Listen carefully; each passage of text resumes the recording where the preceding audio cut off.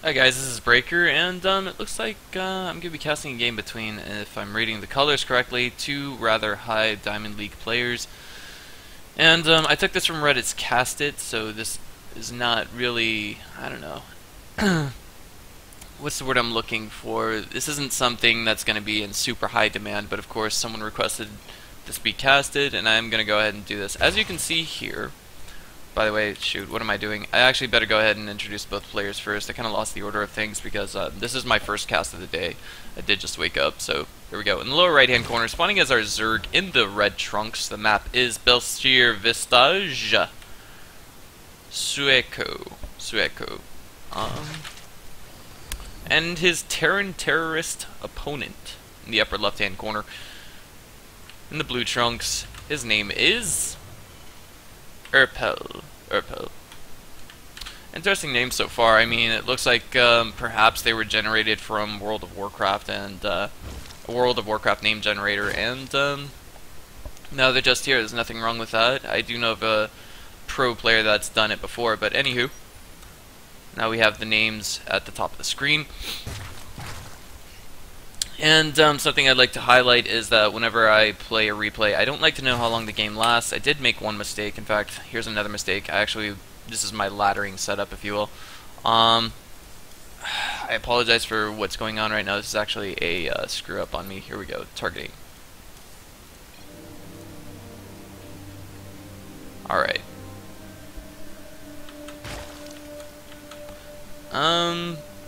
Anyway, I don't like to know how long the replay lasts because that kind of ruins the surprise.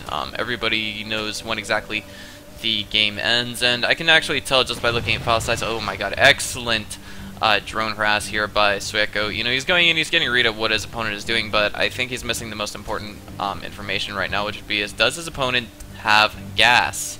That's what he needs to know. And, I mean, this is infinitely more important in Heart of the Swarm than it is in StarCraft 2, or excuse me, than it is in StarCraft 2 Wings of Liberty. He has no clue that there's gas. SCV's coming back in to kind of get a read on what Zerg is doing. This is a double hatch opener, and what we could see done shortly afterwards is see gas get thrown down. There's a kind of a new guide on TeamLiquid.net on how to open against a Terran that's going with Reapers, but it looks like he's kind of flaunting that traditional build, if you will, and just going for I want to say the traditional Wings of Liberty opener. And in production we have a Marine right now, not a Reaper first. And there it is, a factory. So here we go. I want to say he's just a little bit lucky that Erpel did not send out a Reaper first. Could have been a little worse, but here we go. He is actually taking gas behind this, so yeah. Just in case. But the most important part about sending a drone scout out is not only to kind of delay tech, I guess, but also to just get a peek and see whether or not he has gas. He is aware that there's a Marine here, and he's going to pull that drone back while the Marine possesses the forward Zelnaga watchtower. Behind this we just have both players macroing up, teching up, and we see 4 Lings in production. That's mostly going to be for map control. And the really nice thing about that is once he deals with this Marine and gets it off the tower, he'll be able to take both towers and, let me think here, use the other 2 Lings, the other pair of Lings, to just scout around the map, control it, and with that being said, he'll be able to basically control the watchtowers, both watchtowers, for the price of a single Marine for Terrans. But looks like he's actually going in with a lot of Lings here. What is this all about? Is there something I missed? He is, for the time being, getting gas, but this is super confusing right now.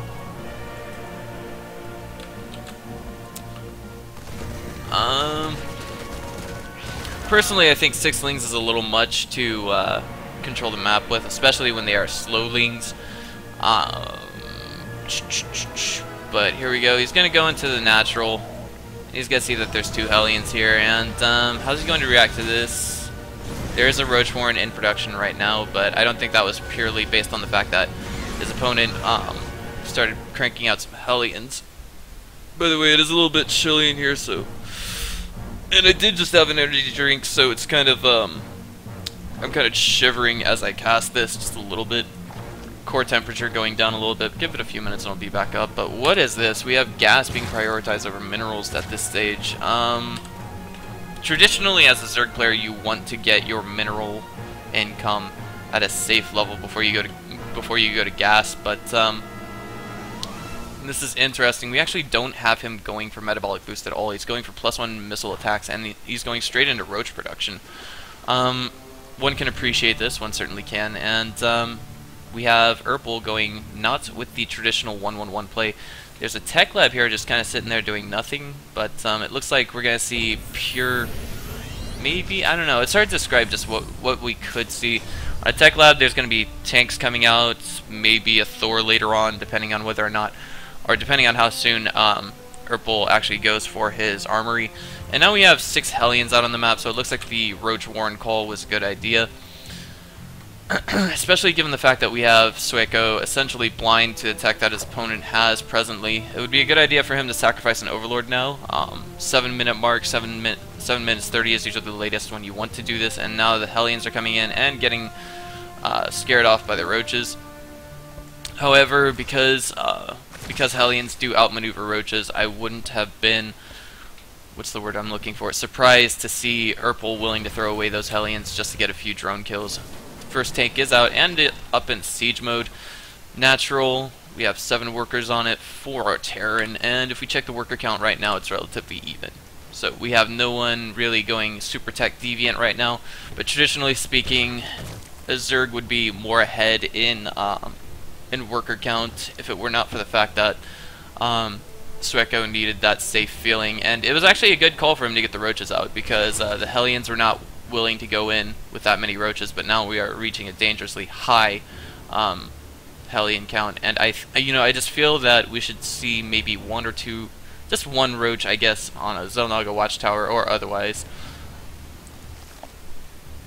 Lots of drones out now for Sueco. He's actually way ahead of his opponent in worker count, and this is where you have to be absolutely ready for whatever may be coming your way, and at the same time we see Erpel willing to run back. I'm not sure if he clicked on any of the Roaches to check their upgrades. We do have +2 on the way now, as well as +1 Carapace. And Erpel coming back around here from the angle of the 3rd, sees that there is nothing here. So this should be screaming volumes to Erpel, the fact that his opponent is now concentrated on building an army. We also have Glial Reconstitution coming back here for Sueco, and he's kind of supply blocked right now. He's got 3 Overlords in production.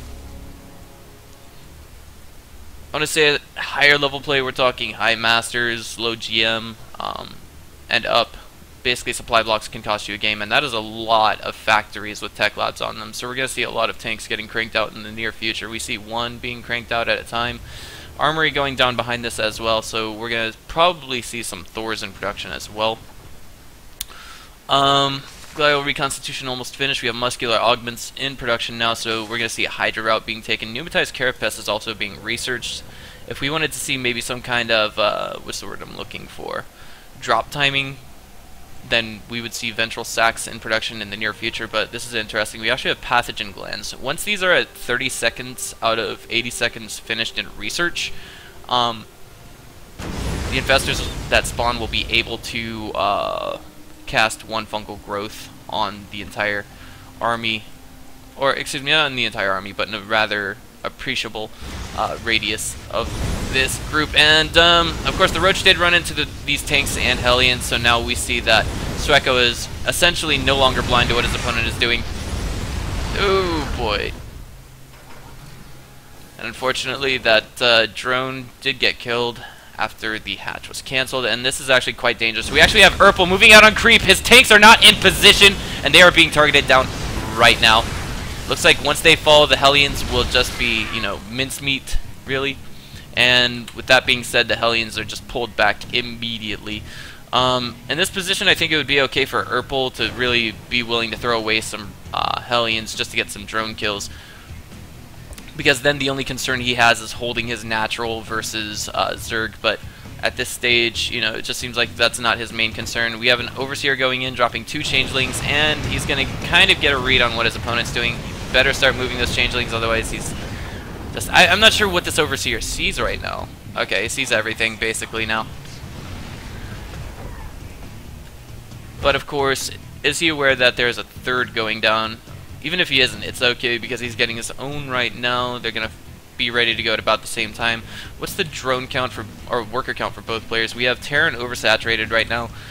In this position, with the way the Zerg player has had his third prevented, I think it would be more than acceptable for him to go ahead and put too many drones on the natural or too many drones on the main, then wait for it to basically, what's the word I'm looking for, oversaturate, wait for the third to finish, and then pull the workers off and put them on the third.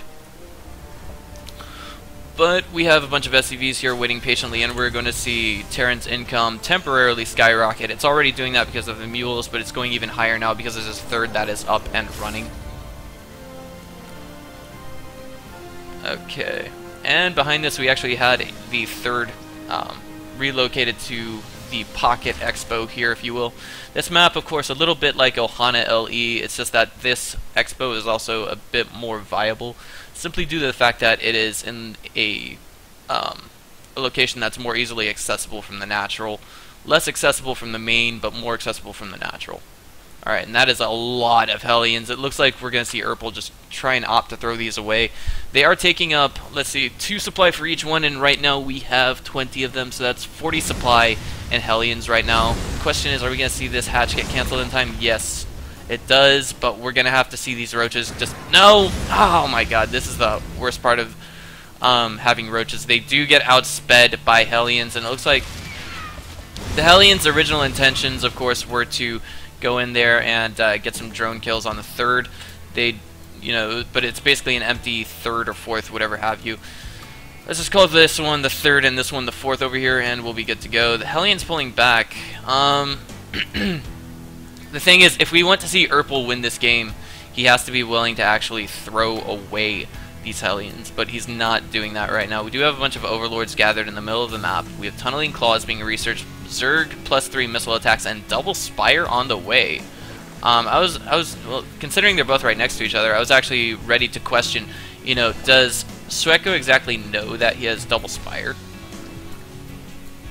And these are now no longer Hellions, they're actually Hell Bats, and this is going to be a lot of trouble for Sueco. You know, he's just he's got this Overlord following everything. He's like, oh, okay, so you want to attack me? Well, no matter what, I always know where your army is. Even if you kill all these creep tumors, I know where your army is. That kind of thing. And now we have some Locusts coming into play, but of course the Locusts are just really, I don't know how to say it, leg humping these Hellbats and tanks. Not really doing too much damage because they all get annihilated before anything else happens. And it looks like, well, Tunneling Claws is ready, and these roaches are in the right position, don't get me wrong. And this is actually really bad for Sueco right now. He's going to lose this pocket lower right, if you will, the pocket third, pocket fourth, whatever have you. And right now he's got roaches on the way. He's also got a Greater Spire. +3 missile attacks is about to finish up. And he's going to be tunneling underneath these tanks. Tanks will still get an attack damage buff versus the roaches. But, oh my god, the roaches are just too close. It's not going to do them any good to siege up. And now we see Erpel in a lot of trouble. The roaches just taking down every single tank in that main army. Now coming back and dealing with this one right here. Beautiful work by Sueco. That is why we get Tunneling Claws, ladies and gentlemen. But also, to be quite fair, we see that Sueco's his main concern since the very beginning of the game was not Zerglings, it was actually roach production. And it looks like, you know, these roaches are going to have some trouble dealing with these tanks, but of course they just tunnel up, and now this missile turret's ready, which means they are being detected. And the question is, are we going to see Erpel pull tanks from his natural to deal with them at the third? There's already creep going down here, so we actually don't see that expo being taken. Creep being spread over here as well. And, ooh, scan going down to try and get more roaches killed, and it looks like it will be successful to some extent. Yes, the entire roach army was eliminated. Now we have a 90 supply Neko versus a 105 Erpel. Erpel decides to just leave the game there. I feel he wasn't too terribly far behind, but at the same time, Yeah, I mean, he had more supply, he had more army supply, certainly. But, you know, I mean, we had our Zerg player going for the Greater Spire. You know, these are things that are meant to be expected at this stage in the game. What did he know that there was actually a... Yeah, he knew that there was an expo here. There's some macro mistakes from Sueco, but it's alright, nobody's perfect. I myself am not a Masters League player, but Zerg is my main. And, so yeah. So if you guys liked what you saw here today, just go ahead and click on the subscribe button below my name. That would be Benjamin Novotny, and you can see it down here. I'll see you guys next time. Thanks for watching, and I apologize for actually casting this with my webcam and such on. This is actually my streaming setup. I'll catch you guys later.